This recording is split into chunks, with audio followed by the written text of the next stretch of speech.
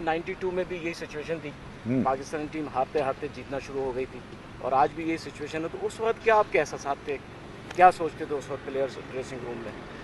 उस वक्त सोचते थे इसलिए कि हम भी सोशल मीडिया तो उस वक्त इतना स्ट्रांग नहीं था। अखबार जो है वो हमारे घर वाले कहते थे कि भाई आपकी फ़्लाइट्स बता रहे हैं, वापस किस फ़्लाइट से आएंगे आप, ताकि जूतियों का हार तैयार रखें फैंस जो हैं एयरपोर्ट पे।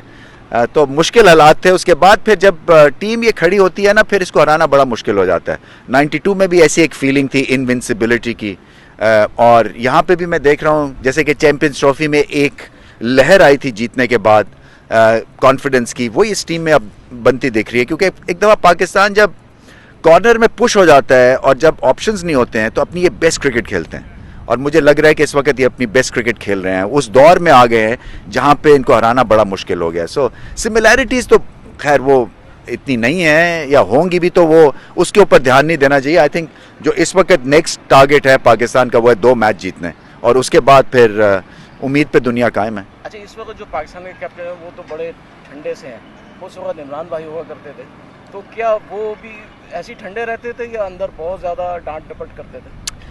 नहीं, अब तो माहौल बदल गया है। ये जो है अब तो आप किसी को डांट नहीं सकते हैं, और डांटने का भी तरीका है। इमरान खान की अलग पर्सनैलिटी है, सरफराज की अलग पर्सनैलिटी है, मगर काम लेना है प्लेयर से। आई थिंक ये बड़ा इम्पॉर्टेंट चीज़ है, और अगर आप इनको समझा के काम ले सकते हैं बगैर किसी प्रेशर के, तो बहुत ही अच्छी बात है।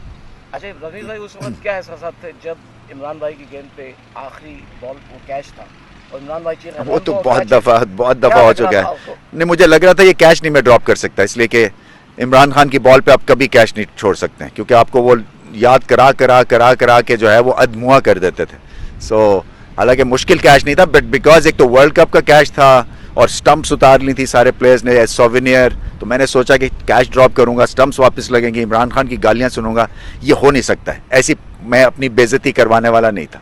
तो आज भी बस वो रैम्बो को कैच याद है? बस